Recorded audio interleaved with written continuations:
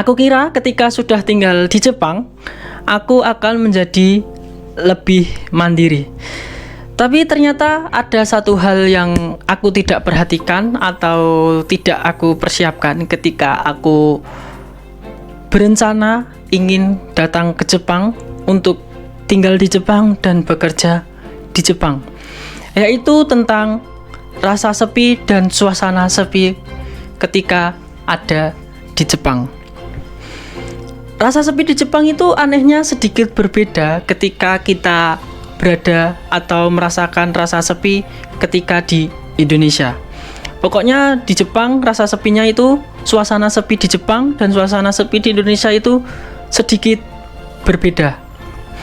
Bukan karena di sini aku nggak punya temen, tapi terkadang kita ada momen-momen atau waktu-waktu tertentu ketika kita di perantauan jauh dari keluarga dan kita pulang dari pekerjaan kita atau pulang dari pabrik, pulang dari kaisa, kita itu ketika sudah sampai rumah kadang-kadang tiba-tiba ada suasana yang sedikit berbeda ketika kita sudah sampai Apato atau sudah sampai rumah.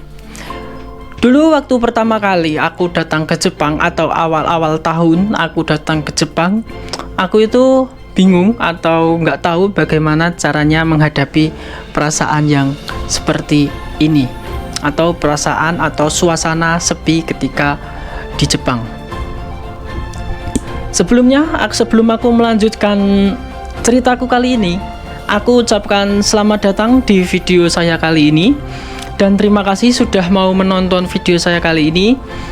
Saya berharap teman-teman mau menonton atau menghabiskan video saya ini sampai akhir. Oke, aku lanjutkan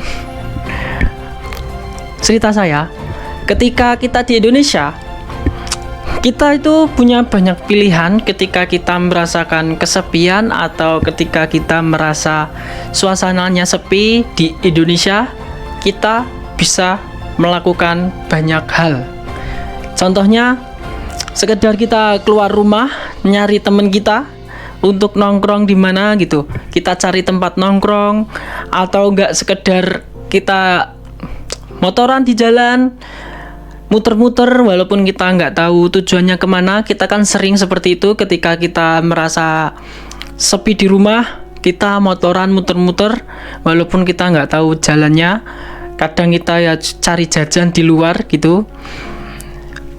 Tapi untuk rasa sepi di Jepang itu sedikit berbeda.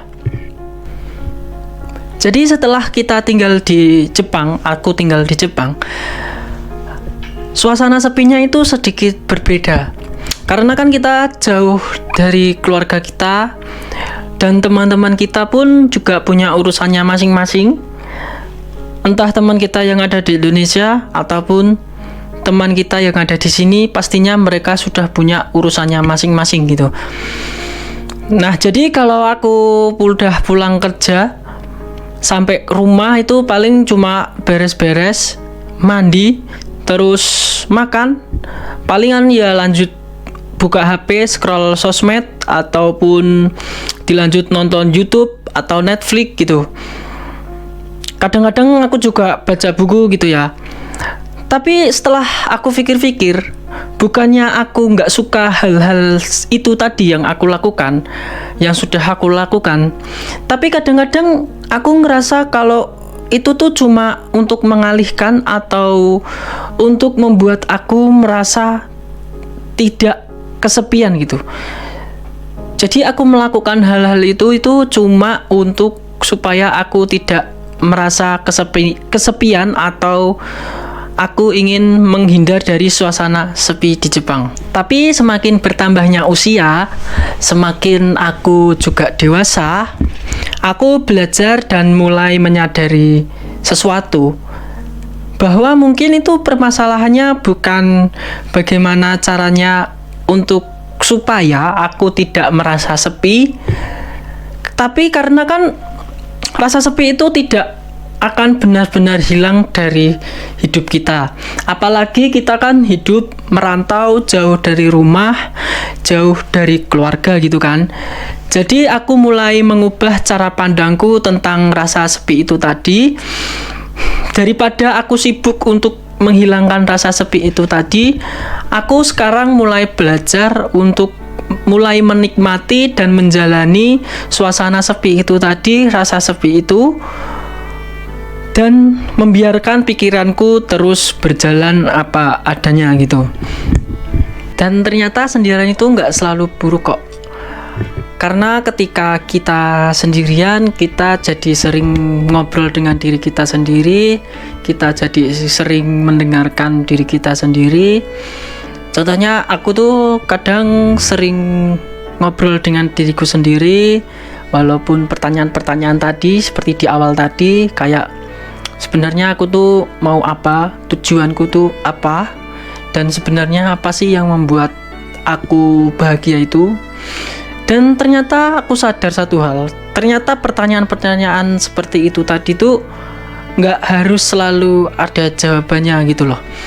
Tapi setidaknya aku sudah tahu, kita sudah tahu, atau sudah mengenal diri kita sendiri gitu. Mungkin kalau aku terlalu sibuk dengan orang lain, aku nggak akan punya banyak waktu atau nggak punya kesempatan untuk memikirkan hal-hal itu tadi atau pertanyaan-pertanyaan itu tadi. Sampai sekarang pun aku kadang masih merasa sepi.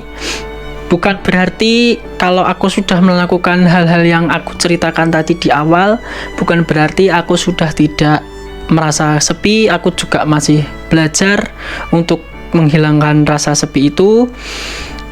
Tapi aku sekarang sudah tidak terlalu memikirkan sepi itu tadi atau memikirkan rasa sepi itu tadi. Aku juga tidak terlalu mempermasalahkan rasa sepi itu tadi. Mungkin aku dulu berpikir harus menghilangkan rasa sepi itu, tapi justru sekarang aku berpikir bahwa mungkin aku cuma perlu belajar untuk bisa menikmati atau berjalan di perantauan dengan rasa sepi itu tadi. Karena pelajaran yang bisa aku ambil dari sini adalah ketika kita merantau jauh dari kampung halaman, itu bukan hanya tentang pekerjaan dan uang, tapi juga tentang ketika kita berada di tempat yang jauh, kita juga harus belajar untuk menjadi teman untuk diri kita sendiri. Sekarang aku jadi lebih tahu bahwa nggak selalu atau kita nggak harus melawan rasa sepi itu tadi. Kita hanya cukup untuk menerimanya. Sekian dan terima kasih untuk cerita saya sampai kali ini. Terima kasih untuk teman-teman yang sudah mau menonton, dan maaf jika ada kata-kata yang kurang pas atau salah, belibet, karena di sini aku juga masih belajar, dan tunggu cerita saya selanjutnya.